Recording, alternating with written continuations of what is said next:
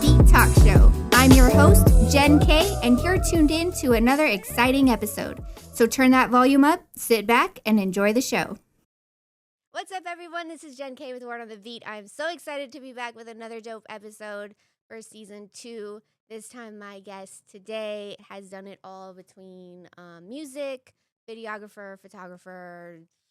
He's got his own studio in Puyallup. I am really excited to talk more about everything he has done. Please help me welcome Neev.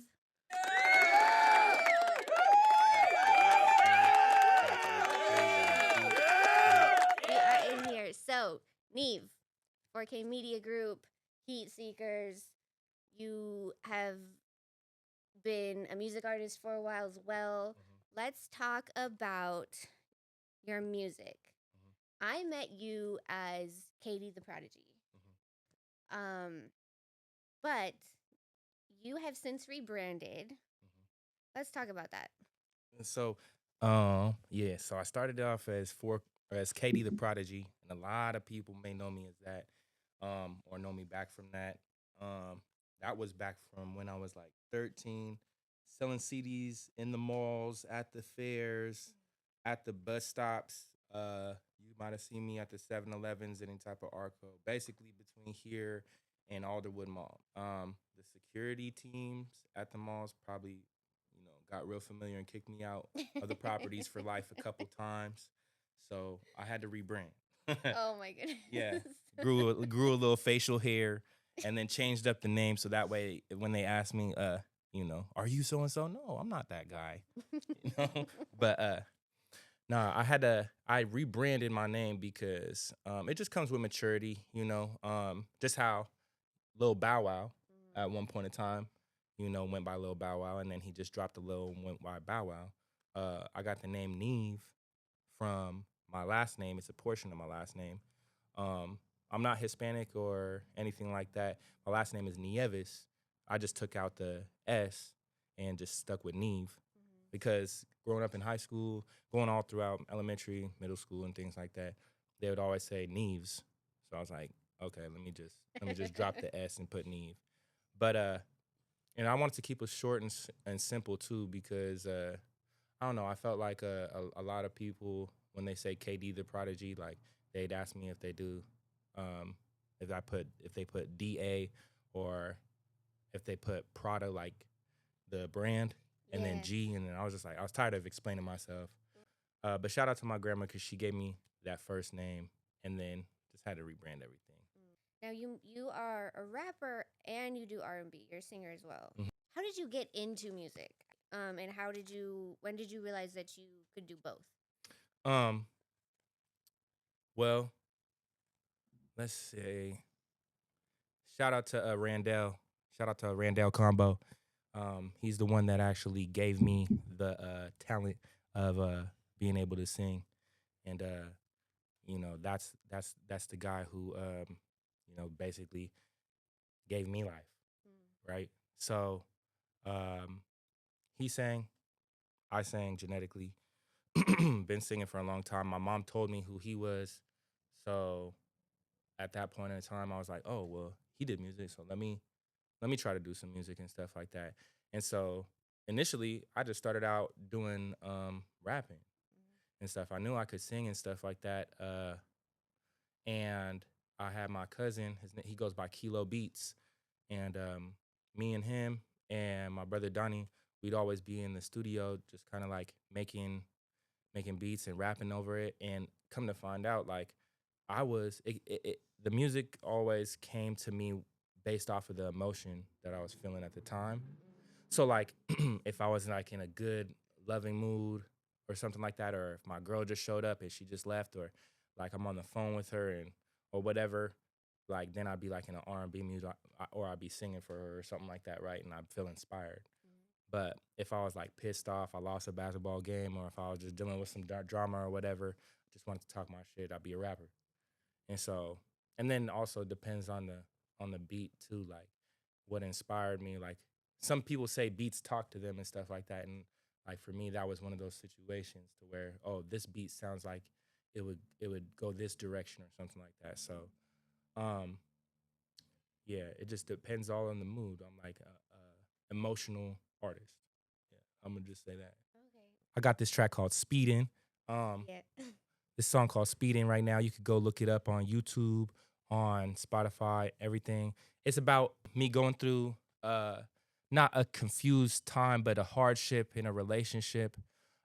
Basically, asking uh the lady that I'm with, what's the problem? We've been going through everything. Let me just come over. I'm rushing to you. You're saying to stay away, but I'm speeding towards you, because I want your love, you know. So check that out. I'm working on a video concept right now. I had one at one point and stuff like that, but I was just like, hold on, this needs to be like on some 2000s type of vibe where Bobby Valentino was looking in his rear view or something like that, but trying to make it more modern or something like that. You know what I'm saying? So working on that. And I just dropped one with my dog Malcolm. Shout out to him. He's the one of the producers, artists, engineers over at Heatseekerzz. It's called Wine It. Like the dance, like Jamaican Caribbean Wine It.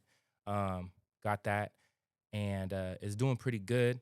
It's like a club type of vibe and everything like that on some Blasta type of vibes, if you know who that is.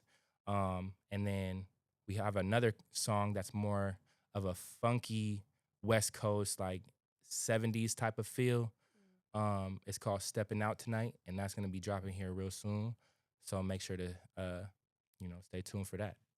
Do we have any full projects you're working on? Right now, I'm working on R&B West Coast project with Malcolm. So we're gonna be having a whole collaborative project, and independently, I'm working on like a little bit of a documentary album for myself. I talk about a lot of things and people see a lot of things like that's going on with social media and things like that, but I'm getting deeper into like, my backstory and like my roots and a lot of issues that I'm just now coming to realize what the main problem was. Cause as a kid, you know, um, I'll tell y'all this, like my brothers and my sisters are all different ethnicities. All right. And growing up on my mom's side of the family, the only people that I felt like I could relate to were the majority of my friends that I was making outside of my family.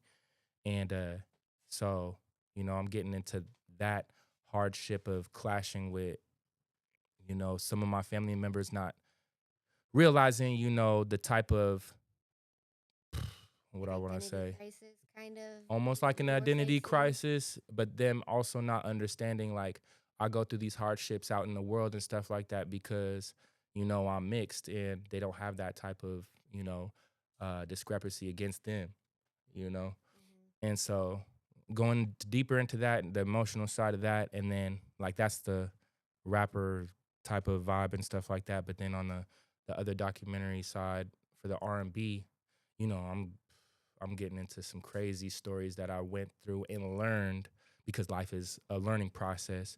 And some long-term relationships, some short-term relationships, what you're not supposed to do, what you should be doing, and then the wild side, if you know what I mean. So Okay. yeah, That's exciting. I'm looking forward to that then. it's a bio album basically. I'm trying to Yeah. give people me, Right. the full concept and not just like the whole, not Surface just level. yeah, not surface level because I've been that on social media a lot, because I'm like, oh, I'm 4K Media Group or book now or do this or just check this out, you know what I'm saying?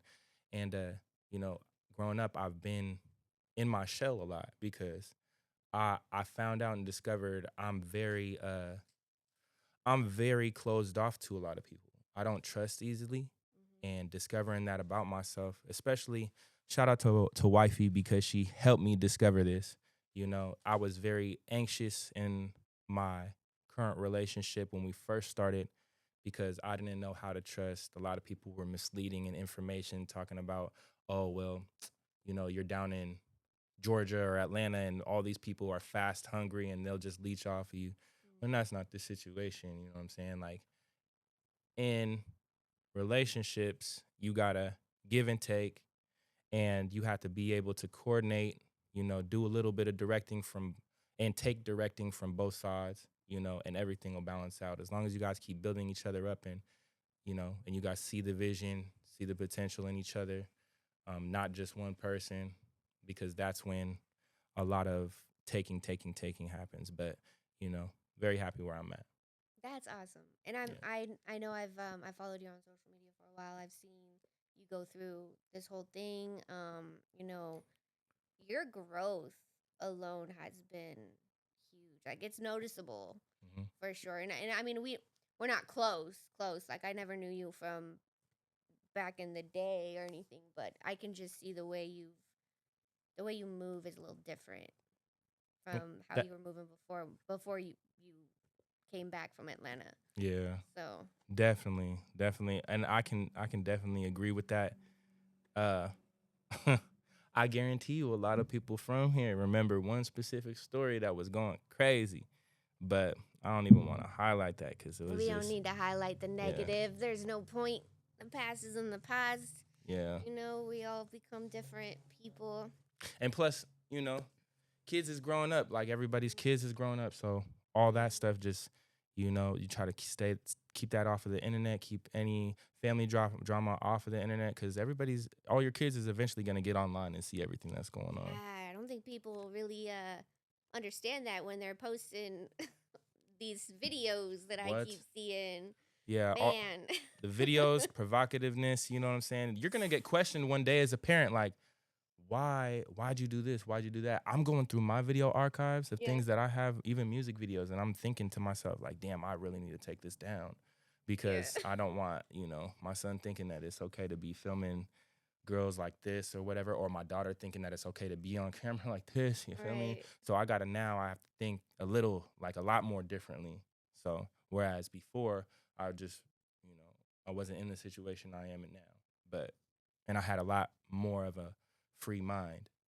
So tighten up. Yeah. So that brings me to another question I wanted to ask you regarding the state of music. Obviously, things are completely different these days as opposed to 90s, 2000s, where we didn't have social media. Hell yeah. I mean, like you said, you had to hustle. So what is your take on music today, the state of music? Before I give that answer, I got to shout out to a few people who really started showing me how to grind and sell CDs or just hustle, period. Because I was like maybe 13 at the Puyallup Fair, out there with like J Bars, Second Family, Sarcosis, Critical. He goes by Ill Chris now. Back in the day, he went by something else. But Jugga Hill went by 80s Baby, and a few other artists too. Nowadays, as you know, content is king. Consistency is something that a lot of people either have it or they don't. It's not an in-between thing. You just have to keep on grinding and keep on doing your thing. Now, a lot of people just, I think a major thing that people need to focus in and lock in on is your budget. It doesn't matter if it's a micro budget. It doesn't matter if it's a bigger budget. Keep that budget consistent because you're going to be able to go a lot further putting $5 to $10 in almost every single day versus, you trying to put in like something that's unrealistic for your budget. You feel me? So as long as you're keeping it consistent and you're always watching your analytics and your, give and take as far as the profits and your investments and things like that, then you already know where that medium is. As far as like where I think the music scene is now, I think there's still a lot of talent out here.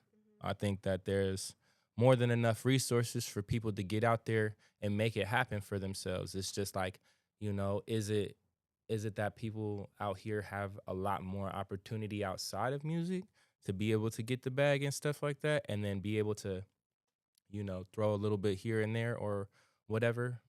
Because one thing that I do notice is that people don't have the opportunities we have up here in other places, because their wages in the economy in whatever state they're in aren't the same, and that because they have to survive by doing it out there.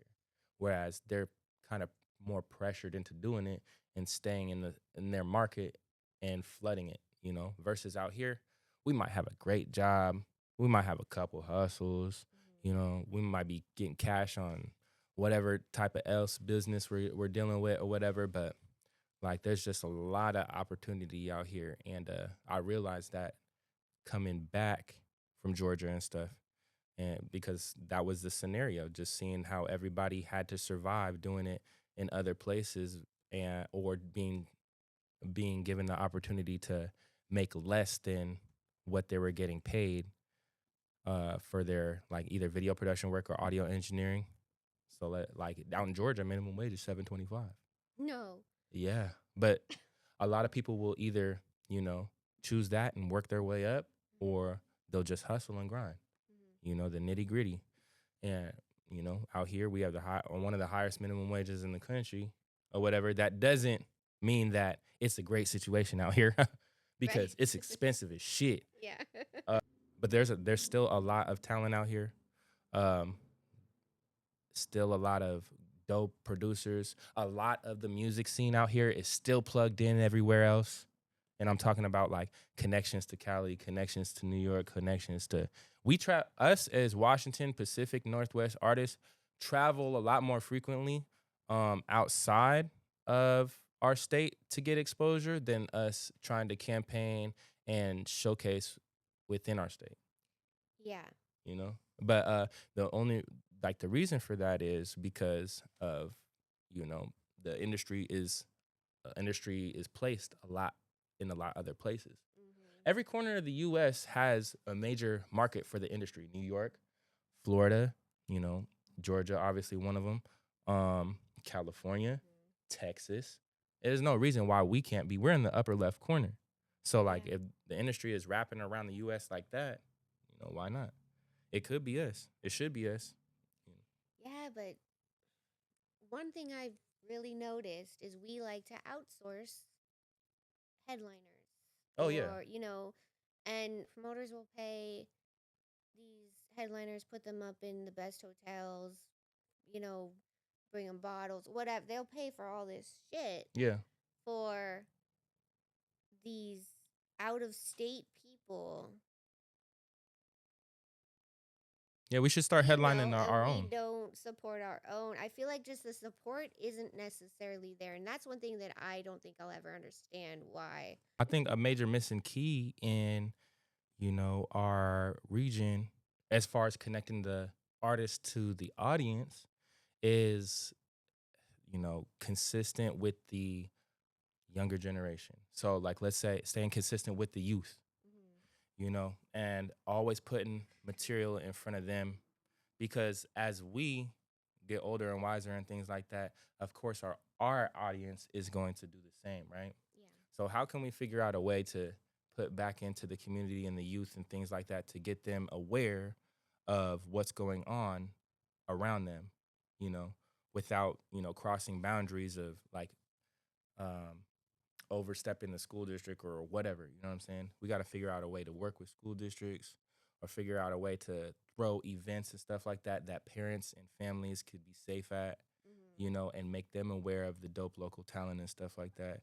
Because we could be headlining, artists like, from Tacoma, we could be doing Louis, we could be doing, from Seattle, we could be doing Mike Jack, Mafi D, we could do TK, Tupac, we could be doing, a whole bunch of artists. We have so much talent out here. Yeah. That I feel isn't. Yeah, they get their flowers now and then, but Yeah. These consistent artists that are just constantly grinding and just are starting to give up because they don't feel like they're being heard. Yeah. Because all these shows that are put on, a lot of artists that are still around and stuff like that, they're either still putting out music, or they're and I'm one of them. They're still putting out music, they're dabbling in media and things like that too, or they're juggling doing it all. You know what I'm saying? There's a lot of artists out here that, like, shout out to Tone on Man Listen. L Rock's been doing this thing for a fat minute. Yeah. I've noticed, a lot of the I don't want to say older, but as we all have gotten older, I've noticed that the artists that I met, 5-6 years ago when I started all this, are now creating their own businesses. Yeah. They're still doing music, but they're they're creating their own businesses, their own studios, their own, Yeah. video photography. Shout out Shoulders. I believe he has his own Oh, Shoulders has his own media too? not media. He's got his own dog breeding Oh, okay. Yeah, yeah, yeah. business, Like bully business. Yeah. Yeah. So, these artists are just kind of branching into other things where they can leave their own legacy. Yeah. Because the music is hitting, but not the way it should. Yeah. By now for these. And when you talk about like him, Blue Flame Valley, Papa Black, and remember when Papa Black's in management now, doing his isn't he managing Louis? Managing a few artists. Yeah. But man, like people that's been had good music and stuff like that. Like for us out here, like we've been grinding for so long and stuff like that. And when we think about the entertainment industry, what is that? What does entertainment involve? That's my question. I mean, it involves the cameras. It involves, the promo with the graphics. It involves, making the content in the movies and stuff like that, having people wear different hats from the management to the producers to the screenwriters and everything like that.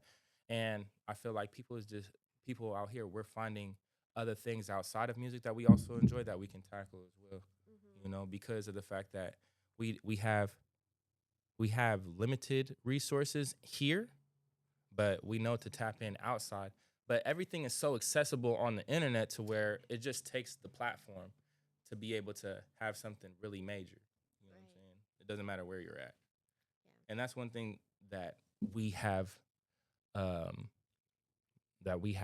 that could benefit us versus everywhere else. Meaning we have a good economy enough for us to have, if we have that mind state of getting to the nitty gritty and having those couple jobs or a couple side hustles on top of our main job and then running our business and things like that, shoot, we could be blowing up all our own platforms just like how everybody else is doing their thing outside of here. You know what I'm saying? But it's just how bad we want it, So. Let's talk about 4K Media Group. When did you start it? Why did you start it? What was how did you get into videography? All of that. My core root was always music, right? So anything else that I dealt with is because I either reached out to people, didn't get a response, or I wanted to figure it out on my own, right? So people who inspired me to get into video production, shout out to YG Preach, because back when Lee's was going by Leezy Soprano, man, he was shooting, YG Preach was shooting almost everybody's video in the town. Like he was doing, I think he did the Second Family video too, the Henny in my cup, a fuck about a bag. That's what I think that's the name of the song. And then him, Stunna Kid. I think there was one other person that was doing music videos at that time too. I just forget. But the three main people, I think they were just super busy. But I was probably like 14 at the time too. And I was hitting them up talking about a music video. Like, hey, how can I get a music video from you guys? But I'm so young, I don't know if the social media thing was like, oh, you can't, talk to this person because you're not of age or something like that, or their inbox is just flooded. But I wasn't able to get a response back in time and stuff like that. So I was just like, let me figure this out. So what I did was, at that time I was selling CDs at the fair. I just saved up my money and stuff like that. Went and bought a camera, started figuring it out. And this was like back in, I graduated high school 2012, so it had to be like 2008, 2009, whatever. Okay. That's when I bought my first camera. You graduated in 2012? Yeah. And then I thought you were older than me. Really? Yeah, you're no, not like that. It's the facial hair. You shave, yeah. Yeah, okay, cool. Well, you're old, Elle. You're damn near 40, so. She didn't say that. Yeah. Nah, you haven't aged really. Yeah, you haven't aged. Like you look like you've been the same age for 10 years. For real. But shoot, So you bought your first camera. oh yeah, You started 2008. playing. Yeah. And then I went to the Art Institute of Seattle for audio engineering. Oh, boom. Hold up, back up. Before I tell you about that, there was I started throwing events and showcases at Sumner at Rehearsal Works. That's what it was called. Rehearsal Works in Sumner. There was before I started throwing my own events. Shout out to Pierre because him and this other artist named Young Kim and Ty Boyd.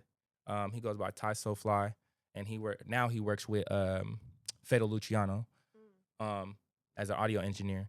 But him, Young Kim, and Pierre put me on to their showcases that Pierre was throwing at Rehearsal Works. So boom, I seen how the process was. They're selling tickets and stuff like that, and I was like, well, I'm outside every day, selling tickets, selling CDs and stuff like that. How come I just don't throw my own show? So ended up, renting out the venue a few times. We had something called Judgment Day, which was showcases, competitions, and stuff like that. Who had the best performance? Crowd decides. Boom, winner gets music videos and cash prize, whatever. Okay. So boom, that was going cool. And then shout out to Redhead. He had came through, and Rahel B. They had performed at the Rehearsal Works too. And then Rehearsal Works closed down. The owner moved to like Gig Harbor or Bremerton, somewhere across the bridge. And then we didn't have no spaces out there. So I was like, damn, okay. So what's next? So, me being fresh out of high school and stuff like that, my mom and grandma was always like, you need to go to college. You need to go to college and stuff. So at that time I had my son. So I was kind of like in like a loop of, I need to keep grinding because, he needs this. They're talking about trying to put me in school for the music and audio engineering or whatever. Fuck it, let's just do it. So ended up juggling both, meeting artists at the Art Institute, shooting videos for them, using their videos as projects to pass the classes, which was like a double win, right? Okay. Then the Art Institute shut down because they had malpractice.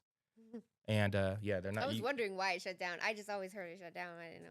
Yeah, my boy Dylan and my boy Dylan had messaged me and he said, "Hey, if you have any like loans and stuff, it could get forgiven and stuff like that. They could drop off because the loan officers were knowingly accepting students that couldn't afford school and were taking all of the loans that they could get.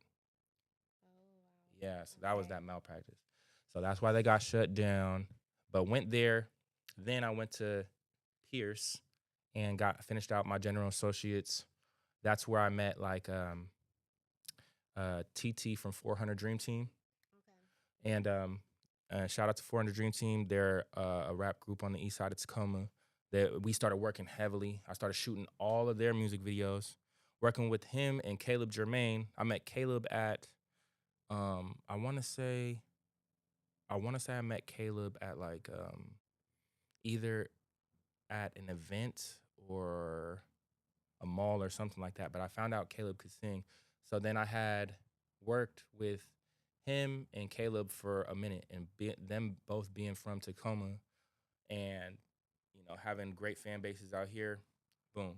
Caleb helped me develop clientele on the R&B side, hip hop side too. 400 Dream Team helped me develop more clients for rapping and things like that on this side. And then it started growing and expanded from there. Started working with Jay Bellamy. Shout out to him. I think he's in Vegas now doing his music thing. Yeah. And then it started growing from there. And then based off of all those music videos I was doing, it expanded out to Seattle. Started working with Y-Sick, Papa Black. And then it just started just growing. And then people would randomly hit me up talking about, hey, I see you do music videos. Do you do this? Like commercials, or do you do weddings, or do you, all that stuff. So I started dibbling and dabbling into other markets. It wasn't until recently where I'm like, okay, I don't want to, like when I was coming back from Georgia, I was like, I don't want to stay doing music videos because for one, egos get way too big, egos get way too big in the music video game, where people are like, oh yeah, well, like I said before, I'm plugged in with XYZ or whatever. Let me get a discount. Let me get a discount. Let me get a discount, bro. Discounts ain't paying my bills. Promises ain't paying my bills. Dreams ain't paying my bills. I gotta wake up every day to go get it. You know what I'm saying? Like, Yeah. I gotta reiterate that wholeheartedly every single time. But you know, um, at that point, I was like, okay, I want to come back. My plan is to dabble more into the corporate side. So I started dabbling in the wedding market more. Mm-hmm. I'm working on right now. My main focus is wedding markets and building branding content and images for businesses, small businesses, Okay. big businesses. My main focus is fitness businesses, real estate market. Also, if you're in the restaurant industry and if you're doing construction, anything that has to do with like painting, interior, exterior, roofing, or any type of like handyman work from restoration to, building, floating walls or setting up drywall. It don't matter. Okay. Building up businesses, images, and content for that. Music videos, I'm still shooting them I and mean, stuff like that. it's natural to you. It's easy. You're Yeah. an artist too, so I bet that just all combines itself pretty easily.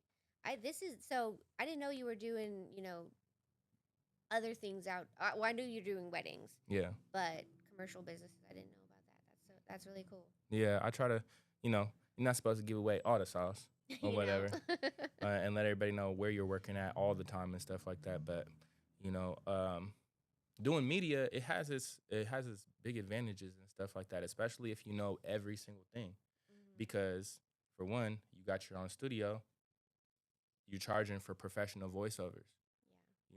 You have the client come in, read a script that you already typed up or something they already have, and then put it to the video, something like that. So you got your recording facility, you got your, you got your production day, you got your pre-production and post-production, and then wrap it all into one. So I try, like for me, I try to attack everything as one. I don't try to individualize anything anymore because it's like it got to that point where why am I selling one when I could sell everything? Yeah. I mean, No, exactly. We have talked throughout this interview so far about you being in Atlanta. So Mhm. let's dive a little bit deeper into why did you leave? Mhm. Why did you relocate? And how was that experience for you living in Atlanta? There was two reasons as to me leaving. Well, you could say three. You could say three. For one, I needed deep emotional and spiritual healing. And that was the journey of that was the that was part of my process of of growing and maturing and becoming who I am now. I needed that because I was dealing with so much from like, and we're getting back into getting into dealing with the egos and things like that. And, I needed a break because I was gaslighting. Well, not gaslighting, but I was just pedal to the metal every single day for X amount of years, right? Trying to tell people, hit me up, music videos, music videos, music videos. Mm-hmm. Okay, cool. And that can get draining in itself. Like, I didn't have time to really to go on vacations or like a whole lot of time for my family at that. I was always, worried about the next project, worried about the next booking and things like that. And that became very stressful, not being able to feel like I'm living, but I'm just, living to create for something or somebody else, Yeah. when I have a whole family and everything like that. So, um, my main goal that I always told my son before I left was to be able to have me and him straight, and we could just, that song, Will Smith song, just the two of us. I'd always be playing that with him. So I always wanted that stability. I grew up in a single parent household, Mm-hmm. with my brothers. So I always seen my mom on the go. I knew, shout out to my mama, love you, and everything. I always seen that she was always gone, busy because she was trying to provide for us. So I told myself I want to be able to have time to, you know, give that to my family to be able to spend time and create some lasting memories. Really And enjoy life. yeah, and my mom and my family has been able to do that. It's just like that was part of my childhood awareness growing up. Mm-hmm. So after I was going through the situations and relationships and things like that. Like that added on to the fact that I needed to leave. And so I felt like at that moment in time when everything was just like thrown at my face and it just got to that point where I'm on the edge and I'm just about to fall off, I was just like, okay, time to go. I'm packing up, gone. That's when I left. And when I went down there, so I was trying to heal from my trauma and everything.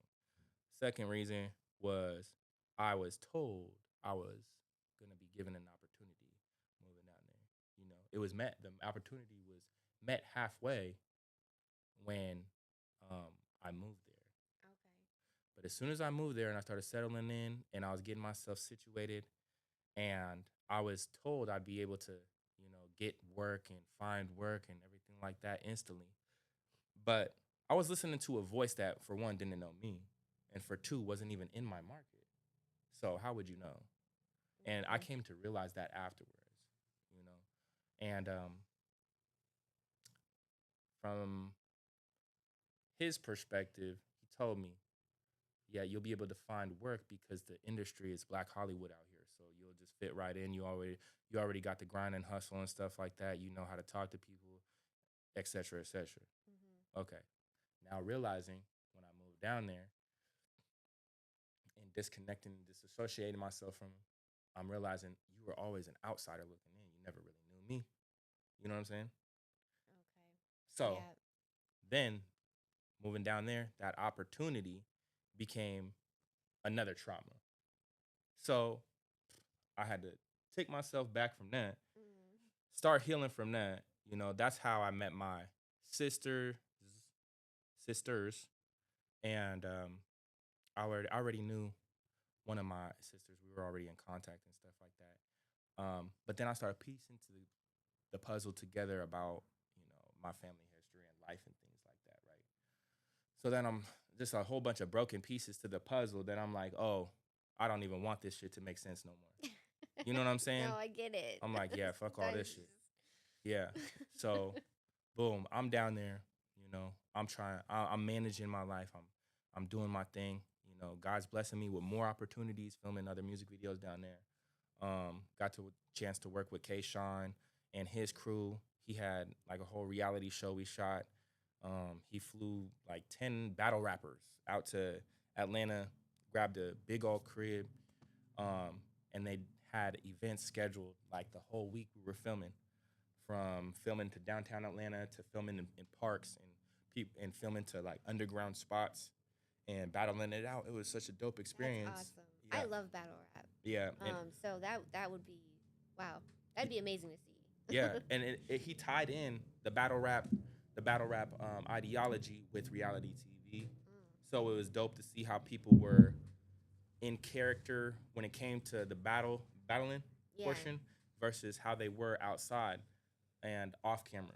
You know what I'm saying? Everybody knew it's a sport. Right. But when them cameras on and people, get to talking that shit, okay, yeah, it's time to put that game face on, you know what I'm saying? Yeah. So it was dope to see that, and that's when it really hit me like, okay, this is the entertainment industry, and I never really fully grasped that until I was down there to see it myself, and it's definitely something I feel like a lot of people who are in the music and video industry need to go out there and experience it themselves, because there's artists tricking themselves, especially the youth, that they have to be certain types of ways, or they have to say certain things to be able to fit in with the people they want to be around when they don't even have to do that, you know? And going back to that identity crisis thing, I did a lot of maturing and growing up in Georgia. Being out here, like I said, I was always caught up in somebody else's, things going on. I had to keep on booking. I didn't get time to myself to think. I got so much time to think and hear a voice in my head when I was down there. I needed that, you know. So it was a peaceful, um, and a great experience that everybody needs to do. So then when I came back, that's when I found out, first of all, I had my daughter down there, and then met my wife down there. We had to get our situation, improve our situation by coming back, because like I said, the economy's not great out there. You know, for her being in the medical field, like they're not paying nobody out there for real. Like I feel bad for a lot of the people out south or in the medical field out there because like they're really trying to undercut a lot of what they do versus what people get paid up here. You know what I'm saying? And I that's one thing I had to reiterate to her and show her. And when she got out here, she was like, "Oh, I see what you mean." Yeah, so Yeah. her being in the medical field was actually really good because moving wouldn't have been a problem. I mean, we always need. Yeah. And then family Yeah. structure wise, we have a lot. Like all of my mom's side of the family is out here, you know, and her family is from Brooklyn, New York, and stuff. So like, if we needed to, like, when it's time for holidays and stuff like that, we always fly back. We only had, well, I thought I had a support system down there from that same person who told me about an opportunity. You know, you ever heard of a bait and switch? Yeah, that's kind of what it was down there. Yeah. So after that, it was only we were only limited to so much support out there. I needed to get out. I knew I needed to get out into the public and tell people I do this, do that, do that. It was just never realistic. I had to stick to online because a drive to Atlanta based from where we were in Gwinnett, 45, 50 minutes, depending on traffic. It's not like a drive from Puyallup to Tacoma or Sumner to Seattle. Seattle even. Yeah. And it's like it was crazy to see that everywhere you go out there, it didn't matter. You had crackheads trying to get you to park in a free parking spot. Everybody was hustling and grinding out there. You know what I'm talking about, right? They put on their vests, bro. It was the craziest shit I done seen. I never been, so. Yeah, they put on their vest. They be waving you down. Bro, shit is crazy. That's funny. But one thing I do love about the South, though, is the hospitality and the people. Like, people show real love out there. Like, as far as, like, they'll hold the door open for you at the gas station. You know what I'm saying? You're walking up or you're walking behind them. They'll hold it. Here you go. Oh, thank you. You know, out here, they might let it go behind you. You know what I'm saying? Or behind them or whatever. Not hold open the door. Pretend like they don't see you come in behind them. Yeah, something like that. Yeah. And so that common courtesy is definitely familiar out there. And I loved Waffle House. They didn't have no Waffle Houses out here. Right. Yeah, I've always, I mean, I don't know. I don't understand the allure, but it's just like you know me. You had some? No. Oh, you gotta have some. But it's just like me being from California. I love In-N-Out. Oh, you know they just made one out here, right? Well, not Tacoma, but 2 hours away. Where, up north? Close. South. There. I know there's. Right next to Oregon. Oh shit, Vancouver. I know there's one out in like. Why the hell would they put it that far? Well, so In-N-Out. And it was a line like the day before. That's crazy. Yeah. Well, it's not crazy because In-N-Out is actually really good, but. Whatever. Hey. Whatever, L. It's my shit. I gotta put my dog on blast real quick. Look, shout out to my guy Euro. But everybody from here already knows what this restaurant is, right? And so when we were out in LA and we went out to the In-N-Out burger out there, he had ordered his burger and his fries and stuff like that. And he took a bite of the sandwich. He put it down. And he looked mad disappointed, right? But out loud, while we were in the restaurant and stuff by the fountain drinks, he was like, Dick's is way better than this. I looked at him with what the fuck? I said, boy, you know where we're at? Nobody would understand that if they didn't know. Oh, wow. I said, it is not something you say out loud like that. Yeah. But my guy's a character. My guy's a character. So I feel like he knew what he was saying just to get the reaction. You feel me? But that was the most hilarious shit I seen at In-N-Out. Wow. Dick's is better than, no, I'm sorry. I can't agree with that one. Anyways, so then you came back. It sounds like Atlanta was a really great growing and healing experience for you, despite maybe some conflicts you might have faced. Yeah. So you came back, and when did you come back? You were only out there. I've been back a full year now. Like okay. Last June would be, or this most recent June it was my year mark. Okay. So how has being back home for you? How? It's been great. Yeah. Yeah, I'm glad to see like a whole lot of new videographers, a whole lot of new New talent. artists. Yeah, and Yeah. it's like I feel like when I left versus when I came back, it's like I missed 10 years for real. And I was only gone for like three tops maybe. You were gone for that long? Yeah. Man, yeah. A lot has happened. Yeah, I left in October 21 and yeah, and I came back in June of 24. Oh, wow. Yeah. I mean, yeah. A lot has happened in a very short period of time Yeah. here. And when I did leave, I noticed that out here became the Wild West.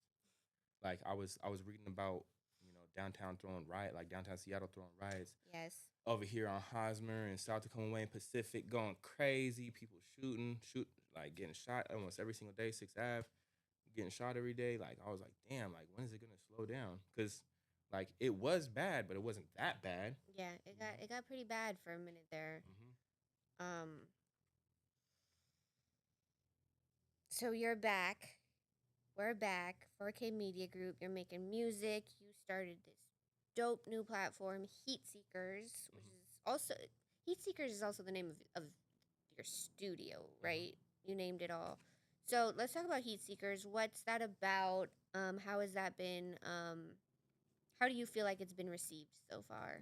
I feel like well, Heatseekerzz in general, we've been the first event that we had was doing the Seattle Heatseekerzz event, which was like a city edition event where we had talent come out, audition to be on the platform, and basically we took the audition process, put it up on the platform to see who the audience felt like had the dopest music for the day and stuff like that, and then we let the audience vote and they battle it out till there's a number one ranked person, and then the winner gets that music video and stuff like that, and then we promote it. Right, and so we've had a few of those. Like we've had 2 Olympia ones, one Tacoma one Seattle one, and right now I'm working on the Yakima one. Didn't you? I thought you did a Bremerton one. We went up towards Everett. Okay. Yeah, we went up towards Everett, and I found out some information when we got up there and stuff like that, because we were promoting it heavy and stuff like that. Shout out to DJ Defcon. We did some radio promo with that too and stuff like that, and I don't know, something weird happened when we were up there. We got told some information and it didn't make sense as to why people would think we wouldn't come up there when we've been to other cities. But somebody was going around saying they don't know if it's a real thing, basically. Okay. Yeah, so even though you promote it heavy and it's all on that, yeah, okay, interesting. yeah, Cool. so yeah, it was just one of those things where like somebody who wasn't involved, was like spreading some weird rumors. Yeah, like Interesting. we got to contact the source directly next time. Right. Always. So. Duh. But now, we're still looking for dope artists to promote and highlight, because we're trying to showcase that from the studio. We're still going to be doing city edition events and stuff like that. We're just going to be going to Eastern Washington now. And then once we fill out with Yakima and Spokane and Tri-Cities, then we're going to come back and do Western Washington again. Okay. Yeah. Awesome. Oh, and I didn't know, shout out to Olympia, but Olympia got a lot of talent. Olympia does have a lot of talent. Now, is it just rap, or is it rap, R&B? Does it matter who you feature? Rap, R&B, like anywhere between hip hop, rap, R&B. Where eventually I want to branch out to more bands and things like that. But there hasn't been a lot of bands or rock or anything, EDM DJs or anything like that tried to contact me for it. Yeah, I've noticed because I'm trying to branch out into different genres too, and I just have to go find them. They don't really, but also Word on the Beat started as hip hop and rap R&B, so I don't think they know that I'm here. Yeah. So it just could be something like that. I think also too, like, because what we start out promoting is what people affiliate with us just doing. Yeah. So as soon as we start showcasing like other genres and stuff like that, then people will gravitate it more and be like, oh, this is a whole music platform, not just a Not hip hop just bar. one. Yeah. Yeah, exactly. Um, you recently opened Heatseekerzz Studio, did a whole what's the word I'm thinking of? Grand opening, Mm-hmm. um, which was dope. It was awesome to be there to see artists that I hadn't been able to see for a minute. Got to meet new artists Mm-hmm. that showed up.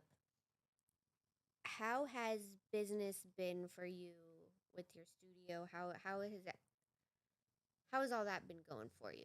Because I know you also do those one mic drops up in there. You have, I mean, do you have any issues getting clients for your studio since coming back? Um, Not really. Everything's kind of like tied into one, right? Because if I'm funneling and doing the city edition heat seekers and always going out to find artists and things like that, if I'm online promoting and posting and just doing marketing and things like that, I try to funnel everything as one. That goes back to what I was saying about packaging and everything. Mm-hmm. So I make everybody aware of everything that's going on at once, so that way, when it comes time, because eventually everybody's gonna touch base with everybody, and Yes. that's what I want to encourage artists to do is branch outside more of just your regular individual, you know, videographer or platform, because everybody's reaching a certain audience that other people might not be reaching. So the Right. more you work with people and other brands, other businesses, and things like that, the more you expand and grow as an artist. So what you should be doing is utilizing everybody's platform around here and trying to touch base with everybody, no matter how big the scale or small the scale is. It doesn't matter because, like I I said, appreciate you saying that. yeah. I appreciate you saying that because a lot of people will look at how many followers you have, and if it's not a certain number, Well, we could all buy followers.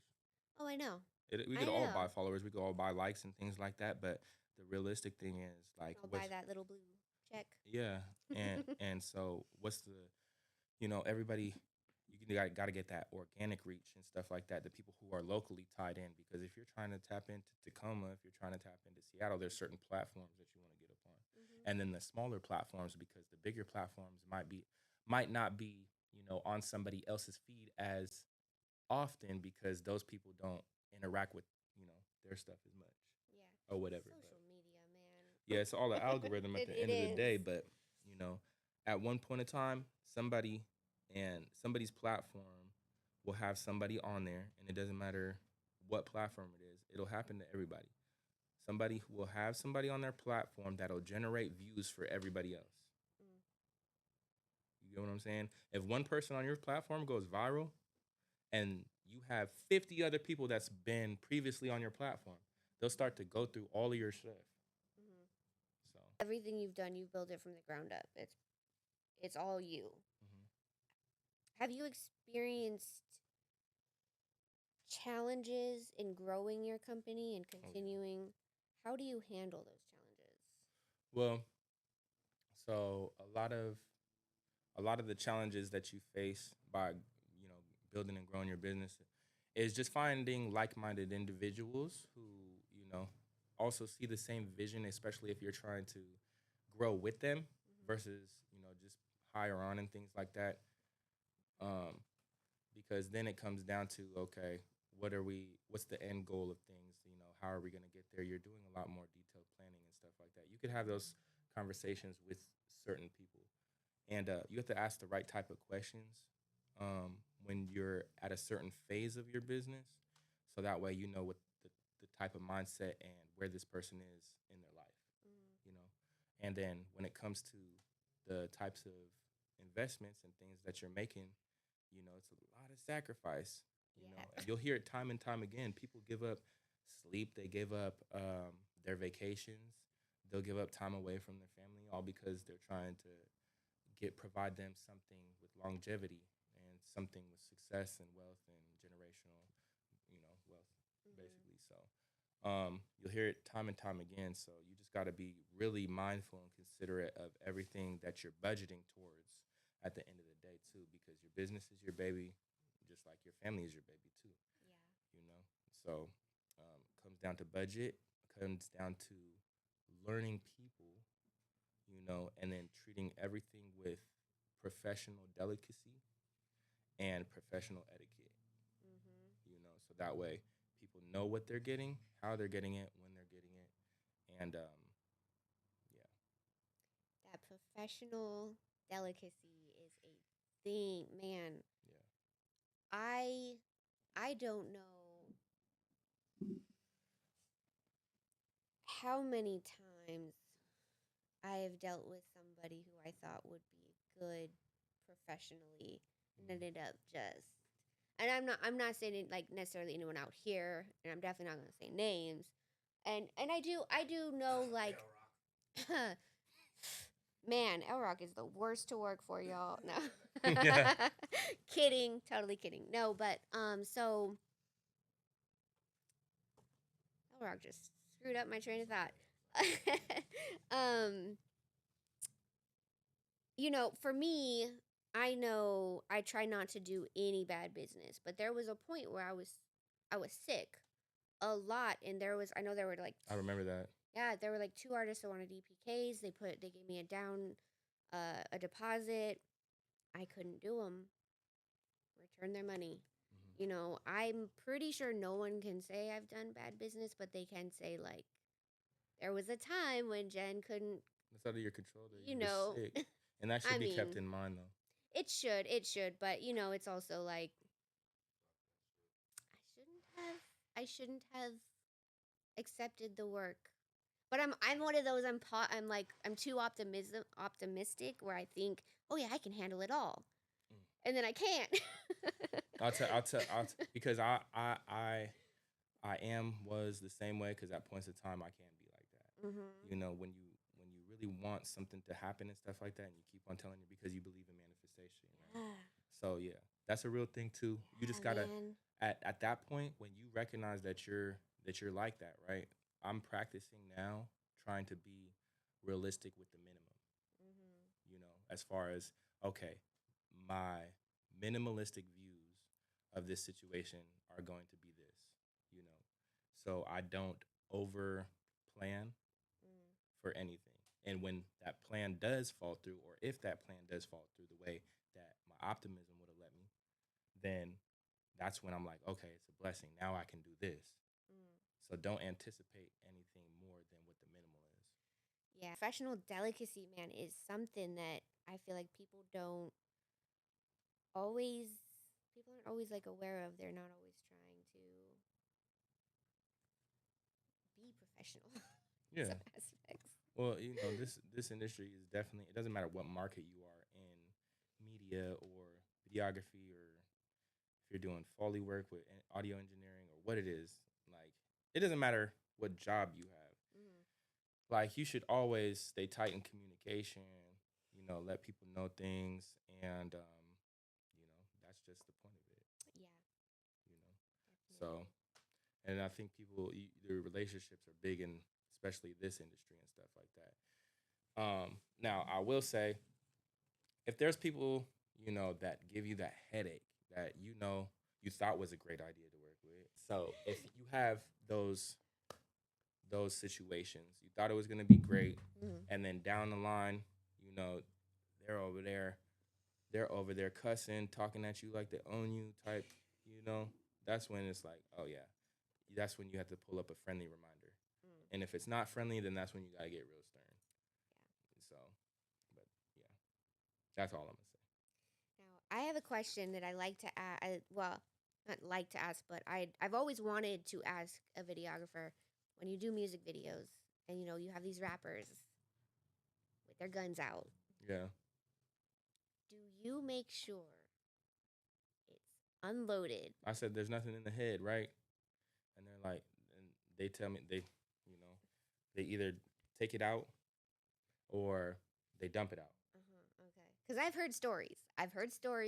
Yeah. Of people getting shot on accident Of at course. damn video. And I'm like, okay, so I'm thinking these videographers are there putting their life on the line damn near with these guns pointed at them. Yeah.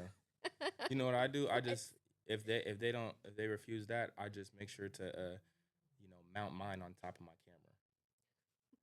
as I'm holding it. For real? No, I'm just joking. I'm like, what? I N- mean, but No, yeah, but it's that's when just you it's hire always been security though. Okay. You know, if you're gonna, because no games like that need to be played. To be honest, Nah. like, and it's easier to buy a prop than to have something on you. Right. You know, that could potentially go off during the video shoot or whatever. But I've seen multiple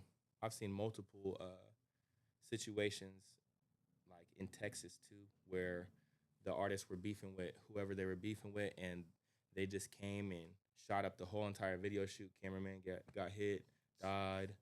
It's been multiple situations like that. So, like for video shoots and for artists and stuff, it's always best to book and don't post anything until after the video shoot's already done, and always keep your information private, within your circle, and don't just invite the whole public, because you never know who's really watching, and planning, scheming, whatever. Right. So, Yeah. I just had to ask because I just feel like I wouldn't want to be behind a camera when someone's even. I mean, a prop, cool, whatever, but I'm gonna be making sure it's unloaded, nothing's there, nothing could happen. yeah, Safety, security is super important. Things can happen. Things happen. It's not intentional, but shit happens. for sure. Um, so Neev, we've talked about your music. We've talked about why you rebranded 4K Media, Heatseekerzz. And we've talked about so many different things. As a videographer today, we know there's AI. Yeah. AI is a huge thing people are using all the time now. How we've kind of talked about it off camera while we were setting up, and you mentioned that AI is kind of taking over and almost making videographers kind of extinct a little bit, taking over your jobs. How is AI impacting you? Well, AI is impacting the video editing world a majority of the time, because the AI hasn't implemented itself into actually filming, recording, the talent or whatever is going on right now. But what can do is take prompts and scripts and stuff like that people type up, and they can develop AI generated videos for that. But that's a whole different topic and things like that. But when it comes to the editing, the AI is being able to develop videos to where, like, either the client or the media company, will take that video and promote it as if they, did it themselves or whatever. So that's Xing out the editing process for, or an editing fee for a monthly subscription. You get what I'm saying? Okay. Yeah. And so, that's one thing that we got to keep in mind while producing or being on set for videos now, or as a media company. And then also, videography in itself. I don't feel like it's going to fully go away at any point, but there's just always things that need to be learned. So how you can incorporate AI into your media and things like that. Because I've seen there's some pretty dope, like, you know who Quick Savo is? Yeah. He does some really dope AI generated videos. He does. He's got that what's he calling? Is that Blue's Clues type of video? Oh yeah. I seen that one. That was funny. And then he developed some videos for like, you seen that Drake one he did?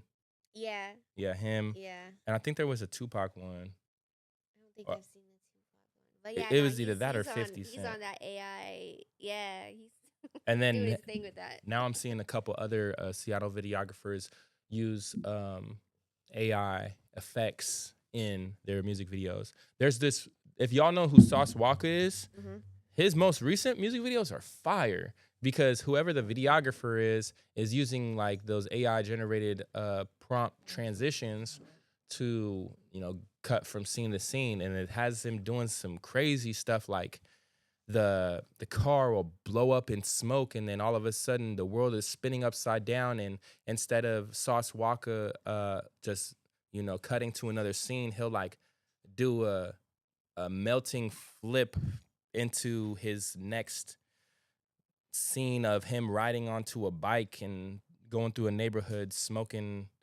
and holding a cup full of lean that pours over, and then eventually the lean like turns into some lava, some crazy things. You get what I'm saying? Yeah. So it's AI is getting really advanced for their effects, and it's really dope to see, how we can incorporate it. So just the point, the name of the game is to always stay ahead of it, and by learning and always being open-minded to the new software and technology that's available to us. Don't try to, force it away from your company, because eventually it'll drive your company out of business. If you try to do that method, you just got to incorporate it. I want to rapid fire questions real quick to end this. Favorite camera setup right now? Sony A7S III, Sony FX30, and Sony. I still use a Sony A7S II. Okay. One artist you'd love to shoot a video tomorrow for? Major or independent? Major. Major? Yeah. I want to say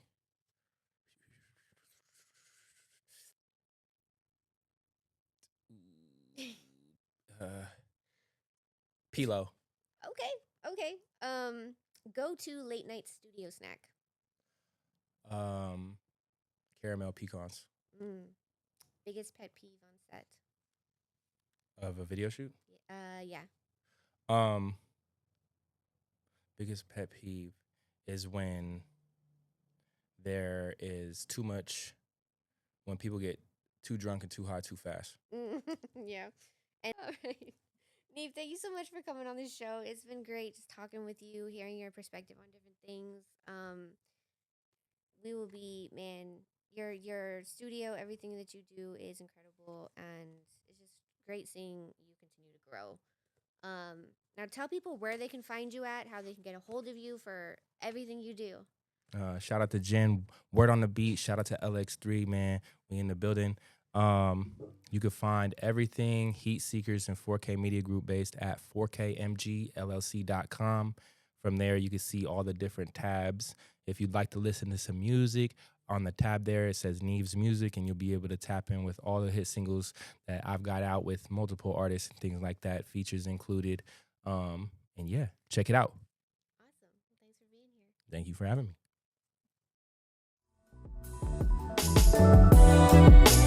Thanks for watching the Word on the Beat talk show. Be sure to follow us on all social media at Word on the Beat 1. That's Word on the Beat with the number 1.